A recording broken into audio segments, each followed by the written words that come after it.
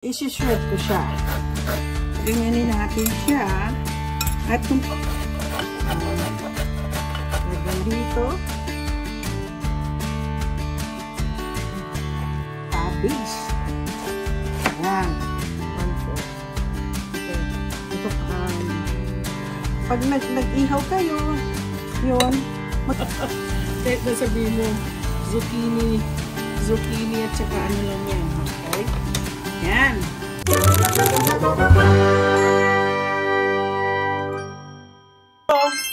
Magandang umaga. Sunday. Papunta kami. Nag-church na lang kami ngayon dito sa online sa Streamline sa church. Kasi nantok kami. Tapos anyway, papunta kami ngayon sa sa bahay ng aking biyanan. Manunod kami ng Seahawks. E ngayon si Mr. A nasa tawag nito, na liligo. So ngayon nag-iisip ako, kailan magdala po ako ng pagkain. Kasi kami magdala, mother-in-law ko nag-iisa lang. So ang gagawin natin, nag-iisip ako kung ano gagawin ko. Pero maliban sa breakfast namin kanina, gumawa na naman ako ng longganisa. And this time, yung longganisang ginawa ko, nagustuhan na ni Mister. Kasi binawasan ko yung sugar. Alam naman, misa sa atin. Pero marami akong garlic pa rin na nilagay. So, magpiprito ako nito. Dadalhan ko siya. Tapos, ano gagawin ko next? Ang naisip ko, gagawa na lang ako ng vegetable fritters. Alam mo, maputi. Yung parang ukoy sa atin. Pero ang gagawin ko, cabbage, carrots, and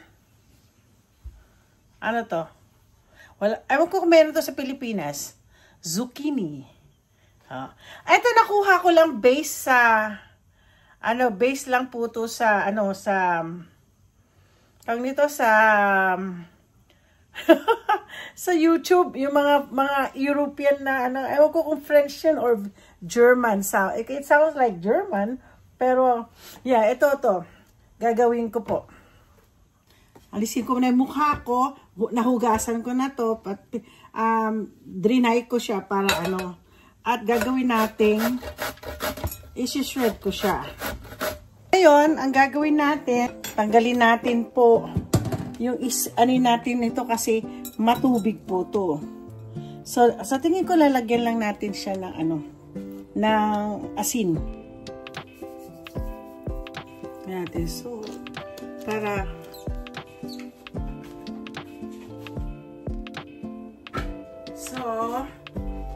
gaganyanin natin siya.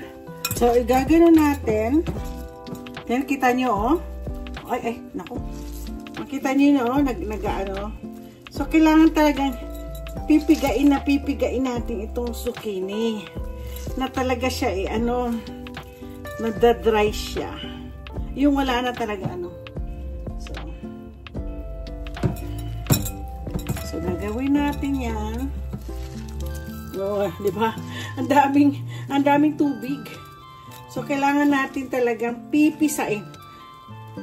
Kung meron lang machine na pwedeng magpiga kasi yung kamay ko hindi na talaga. Nahihirapan na rin akong magpiga. Yeah. Dami wala naman ako nilagay na tubig.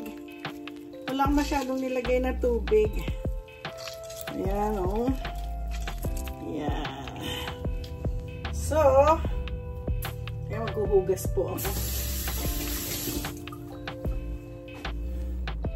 Tignan nyo, masyadong madaming so napiga ko na siya at ito na po itsura ng ayan.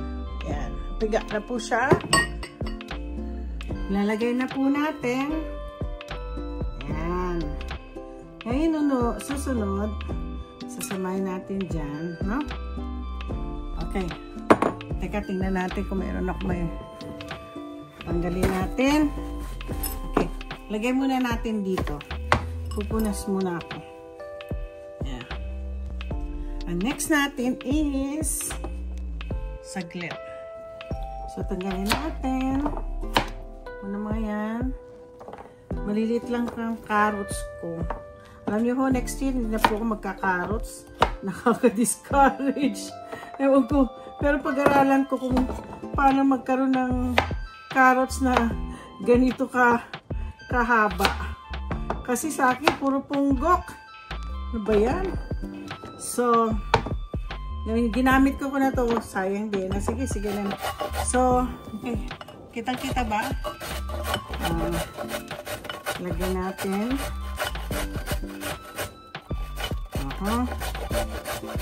So, ito yung American, European. Lalo na to European kasi sa isang European ko to na nakuha itong idea. So, yun.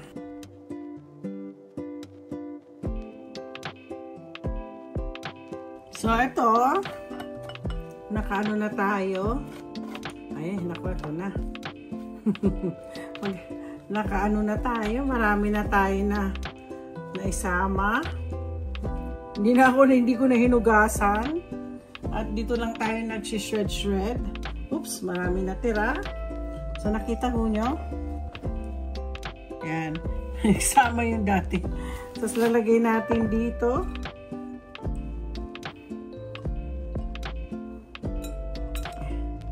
So, next natin gagawin ang itong cabbage. Alam mo, ginawa nila. Ganito ginawa nasa.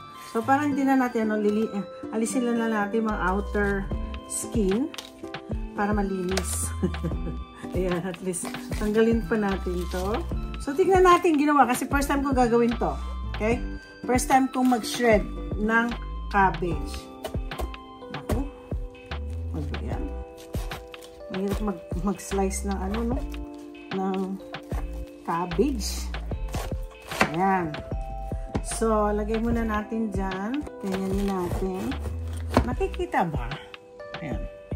So, tatanggalin natin yan. So, tanggalin natin yan. Tingnan natin kung subukan natin mag-shred ako dito. Tingnan natin kung meron ako. Ay! Nag-ano nga? Na-shred. Kaya pala nila shred. Yan. Ganito kasi, para ganito po kami piece. Kaya lang, madami akong kalat. Ang dami kong kalat.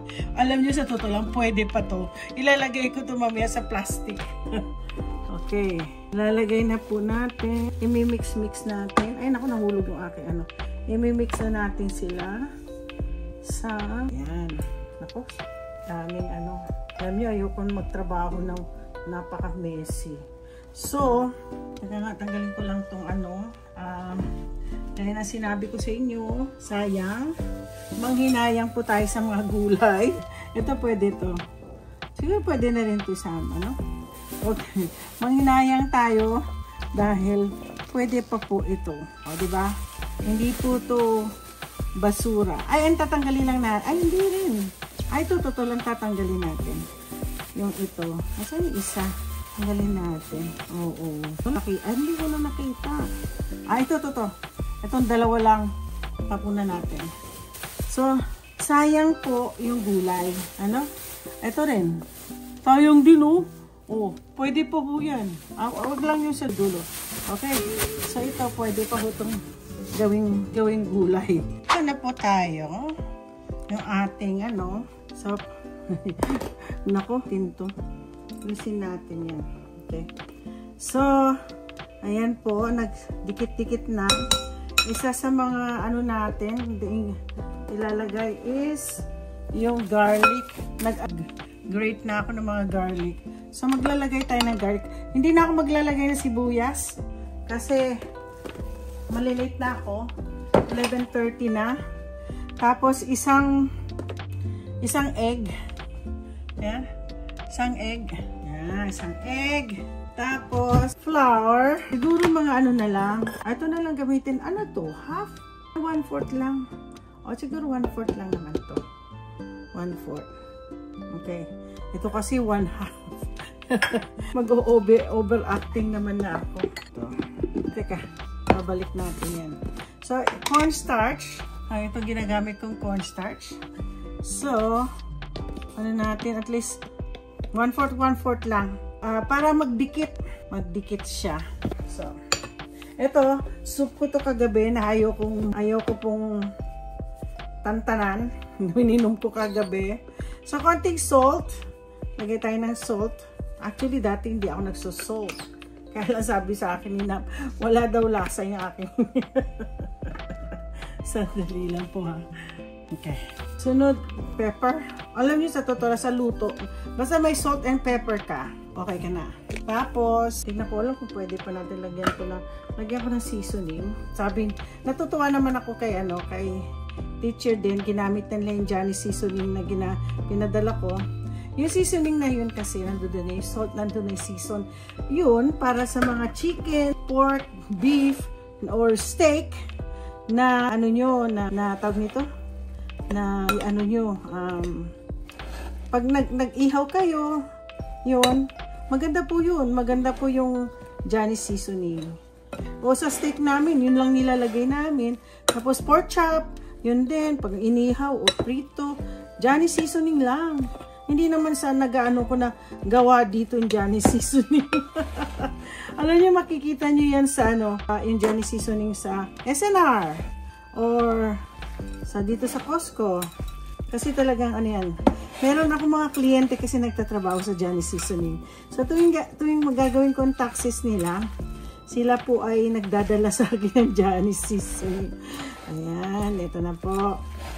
Ngayon, tatanggalin ko to kasi malaki hindi maganda. So tingnan niyo po okay. So na-mix na natin siya. Ngayon ipiprito ko to parang ukoy. Ito yung tinatawag naming ukoy ng Europe. Kasi yun nga napanood ko lang to sa YouTube. Dami po talagang matutunan sa YouTube. So luluto na natin na para siyang ukoy. Ayan. Ayan natin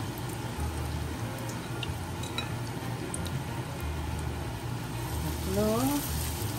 Ito po ang aking dadalhin sa aking biyanan while watching Seahawks. At sa tingin ko magdadala akong sarili kong suka. Kahit nasabihin mo, zucchini at saka lang yan. Okay?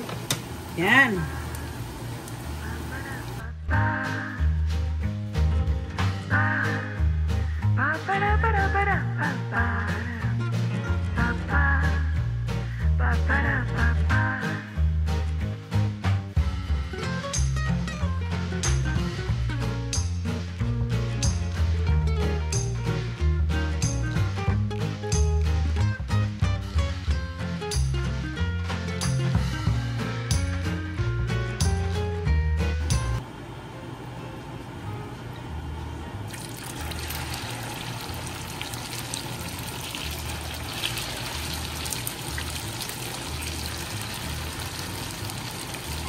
Ito po, gawa ko itong longganisa.